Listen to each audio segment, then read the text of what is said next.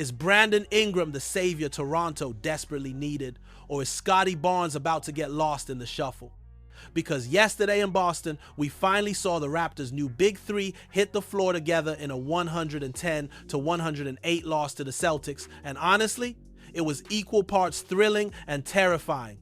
Ingram dropped 20 points and grabbed 10 boards, looking every bit the scorer Toronto has been missing. But Scotty, 7 points on 26 minutes, standing in corners, invisible for stretches. And fans are starting to panic. This is insane, and we're breaking down all of it. What's up, Raptors Nation? Quick Court coming in hot with another deep dive for all you basketball strategy junkies out there. Hope you're all crushing it today, rocking that red and black, and ready to get your front office analysis fixed. Today, we're covering 3 massive storylines from Toronto's preseason loss in Boston last night. Brandon Ingram's long-awaited debut with the starting 5, Scotty Barnes' worrying offensive struggles and role confusion, and what the rotation pieces showed us in a heartbreaking 2-point loss to the Celtics. Stick around until the end because we're asking you a critical question. Should Darko Rajakovic reconfigure the starting 5 before opening night? Let's get into it. All right, let's start with the headline everyone's been waiting 8 months to see. Brandon Ingram finally suited up alongside the projected Raptors starting 5. And here's the context you need to remember. Back in February, Bobby Webster, now the Raptors' head of basketball operations after Masai Ujiri's departure this summer, pulled the trigger on a blockbuster trade deadline deal. Toronto sent Bruce Brown, Kelly Olynyk, a 2026 first rounder via Indiana, and a 2031 second round pick to New Orleans for Ingram. Then, just 5 days later, they locked him up long-term with a 3-year, $120 million extension that includes a player option in year 3. But here's the thing, Raptors fans didn't see a single possession from Ingram last season. He was dealing with a high ankle sprain that kept him out from early December through the rest of the year.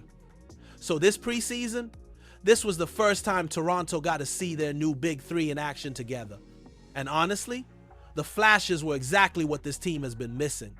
Ingram finished with 20 points and 10 rebounds in 32 minutes and was the clear offensive focal point for the starters in stretches. He was aggressive from the jump, using his length to shoot over defenders, attacking closeouts, and creating his own shot when the offense stalled. That mid-range assassin game that's become rare in today's NBA, Ingram's got it in spades. Now, was the team efficient? No. Toronto shot under 40% from the field and lost by 2. But here's what matters. Toronto hasn't had a guy who can consistently create his own shot in crunch time since Kawhi Leonard. That's not an exaggeration. Last season, the Raptors went through offensive droughts where nobody could get a bucket. They go 3-4 possessions in a row with contested prayers and shot clock violations. Ingram changes that.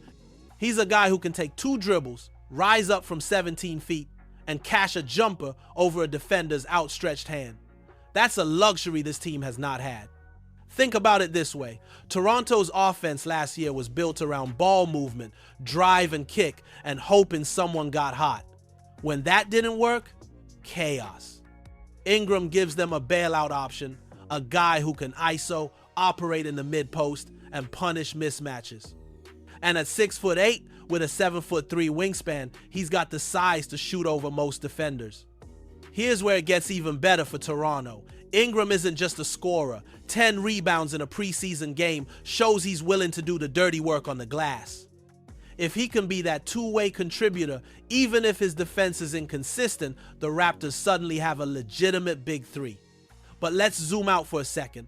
Why did Toronto make this trade in the first place? Because Bobby Webster in the front office recognized that this roster, as constructed, couldn't score when it mattered. They had Scotty Barnes as a playmaking forward, RJ Barrett as a slashing wing, Emmanuel Quickley as a dynamic guard, and Jakob Poeltl anchoring the paint. But they didn't have a go-to bucket getter. Ingram solves that problem. And here's the historical precedent. Remember when the Timberwolves went through years of mediocrity because they didn't have a true closer? Or when the Pelicans themselves struggled to figure out how to maximize Ingram and Zion together. Toronto is betting that by pairing Ingram with Barnes' playmaking and Barrett's aggression, they can unlock something special. Now, do the Raptors have to figure out how to balance usage between Ingram, Barnes, and Barrett? Absolutely. Is the spacing going to be a problem with Jakob Poeltl clogging the paint? Probably. But the raw talent is undeniable. And here's the question I'm asking you right now. Do you think Brandon Ingram is the missing piece that finally gets Toronto back to the playoffs? Drop your thoughts in the comments. I want to hear if you're buying into the hype or if you think this is just another flashy move that doesn't move the needle. But here's where things get really complicated for Toronto. Because while Ingram looked like the scorer this team has been missing, Scotty Barnes looked like a guy who has no idea where he fits in this offense anymore. And that's a massive problem. If you're a Raptors fan who's been watching this preseason, you know exactly what I'm talking about. Let's get into it. Scotty Barnes finished last night with 7 points, 10 rebounds, and 4 assists in 26 minutes. On paper, that's not terrible. He filled up the stat sheet everywhere except the most important column, points.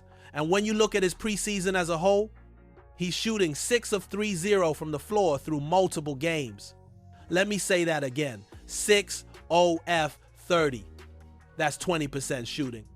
And last night against Boston, he was quiet, passive, invisible, on offense for long stretches. One fan literally said after the game, not sure what he's working on in the summer. Patience from the team is going to eventually run out.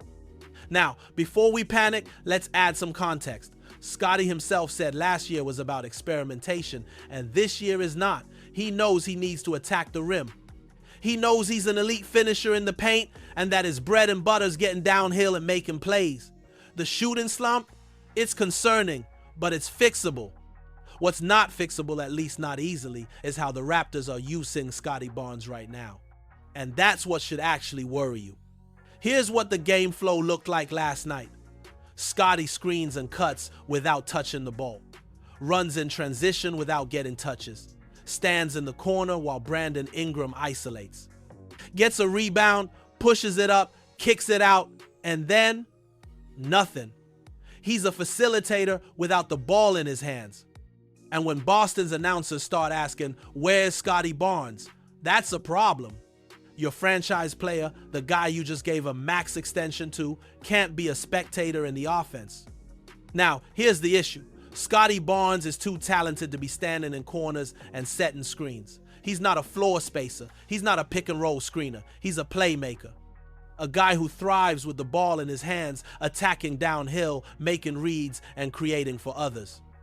Last year, he averaged 20 points, 8 rebounds, and 6 assists as a high-usage primary initiator. Was he perfect in that role? No, but he was involved. This year, he's a spectator. And the scary part is when Scotty plays with the bench unit guys like Jamal Shed, Jacoby Walter, Ochai Agbaji, and Sandro Mamukelashvili, he looks great. He's got the ball, he's making plays, he's drawing doubles and finding cutters. The bench group makes runs and competes. But when he's with the starters, he's lost. Here's the question Darko Rajakovic needs to answer. How do you keep Scotty Barnes engaged when he's playing alongside Brandon Ingram, RJ Barrett, Emmanuel Quickly, and Jakob Poeltl? Because right now, the offense is basically give the ball to Ingram, let him ISO, and hope Scotty gets a rebound or a kick-out 3. That's not sustainable. And here's the historical parallel. Remember when the Celtics had too many cooks in the kitchen before they figured out how to stagger Jason Tatum and Jaylen Brown's usage? Or when the Lakers struggled to integrate Anthony Davis and LeBron James in year 1? This isn't a new problem in the NBA, but it's a problem Toronto needs to solve fast. Because if Scotty Barnes continues to be underutilized, one of two things happens. Either his confidence craters and he becomes a shell of the all-star he's capable of being, or he gets frustrated and starts forcing bad shots just to stay involved. Neither of those is good. Now here's what I will say in Scotty's defense. His all-around game was solid last night. 10 rebounds, 4 assists, active on defense. When you watch the film, he's trying. He's setting good screens, making the right cuts, boxing out, but offense matters. And if the Raptors are planning to compete for a playoff spot, they cannot have their franchise player scoring 7 points and looking passive. So here's my question for you. Do you think Scotty Barnes should be more worried about his own approach, or should the Raptors be more worried about how they're using him? Is this a player problem or a coaching problem? Let me know in the comments. All right, let's zoom out and talk about what else we learned from this game. Because while the starters looked disjointed and struggled with spacing, Toronto's DEPT pieces showed up in a big way. And if the Raptors are going to make noise this season, it's going to be because guys like Ochai Agbaji, Jamison Battle, and the bench unit can cover for the starters' growing pains. Let's break it down. Here's the thing about last night's game. The Raptors lost 110 to 108, a heartbreaking 2-point defeat in Boston. But if you watched the game, you saw glimpses of what this depth can do. Let's start with Ochai Agbaji, who might be the most underrated rotation player heading into this season. He finished with 10 points and 6 rebounds in 22 minutes and brought relentless defensive energy all night. He's the kind of guy who doesn't need plays called for him. He just finds ways to impact winning. His corner threes, his cuts, his rebounding, it all adds up. If Agbaji can be a reliable two-way contributor off the bench, he's going to carve out serious minutes. Then there's Jamison Battle, who continues to show he's not afraid of the moment. 6 points in limited run, including clutch shooting down the stretch. If Battle can be a bench scorer who spaces the floor and hits timely shots, he's going to be a fan favorite real quick. Jakob Poeltl made his debut last night, his first game action of the preseason after dealing with back issues and illness. 20 minutes, 8 points, 7 rebounds, 2 assists, and 3 blocks. He looked a bit rusty offensively, but his rim protection was exactly what Toronto needed. Give him a week or two to get into game shape, and he'll be back to his usual self anchoring that defense. RJ Barrett continues to be Toronto's most consistent player. 17 points, 6 rebounds, 4 assists in 28 minutes. He attacked the paint, ran the floor well, and was engaged on both ends. If there's one guy you can count on night in and night out, it's RJ. Emmanuel quickly had an up and down night. 14 points, 4 rebounds, 6 assists in 30 minutes. He got to his spots, pushed the pace, and facilitated well. But the efficiency is still a concern. Still, his energy and playmaking make him invaluable to this group. Jamal Shed, 3 PTs, 7 AST, and Jacoby Walter, 9 PTs, showed flashes off the bench. Sandro Mamukelashvili, 5 PTs, 7 Reb, 3 SC, continues to be a Swiss Army knife who can play multiple positions. These guys are building something. Now, here's the bad news. The starting lineup looked disorganized. The spacing was terrible. They barely got paint touches. There was no clear offensive process. Fans were saying things like, the offense looks so disorganized with the starters and they barely got paint touches. The spacing looked terrible and there was no clear process. And that's the core issue. With Scotty Barnes not spacing the floor, Jakob Poeltl clogging the paint, and RJ Barrett being streaky from 3, defenses can load up on Ingram and force everyone else to beat them. That's not a recipe for success. So here's what Darko Rajakovic needs to figure out. Does he stick with the Barnes, quickly Ingram, Barrett, PUR, Tuchel starting 5 and hope they develop chemistry? Or does he swap in Ochai Agbaji for better spacing and bring Barnes off the bench in a higher usage role? That's not an easy call, but it's a decision that needs to be made soon because Toronto's schedule is brutal to start the season and they can't afford to be figuring this out in December. Sources: fan compiled quick reactions and game grades from Raptors community forums. NBA.com box score. All right, Raptors Nation, let's bring it all home. Here's what we learned from Toronto's 110 to 108 loss to Boston last night. 1. Brandon Ingram is the scorer this team desperately needed. 20 points, 10 boards, and the confidence to take big shots. He's not perfect, he's not efficient yet, but he gives Toronto a go-to option in crunch time that they haven't had in years. 2. Scotty Barnes is in a crisis of role and usage. 7 points in 26 minutes is unacceptable for a max contract franchise player. He's too talented to stand in corners, and Darko Rajakovic needs to figure out how to keep him involved when he's playing with the starters. Because if Scotty continues to be invisible, this experiment is doomed. 3. The depth is real. Ochai Agbaji, Jamison Battle, RJ Barrett, Jakob Poeltl, and the bench unit are going to be the difference between a lottery finish and a play-in spot. So here's my question for you, and I want to see your answers in the comments. Should Darko Rajakovic reconfigure the starting five before opening night? Should Scotty Barnes come off the bench in a higher usage role? Should Ochai Agbaji start for better spacing? What would you do if you were running this team? And if you made it this far, do me a favor, smash that subscribe button, hit the notification bell, and drop a comment letting me know which of these 3 storylines concerns you the most. Because we're going to be covering every twist and turn of this Raptors season, and I want you to be part of the conversation.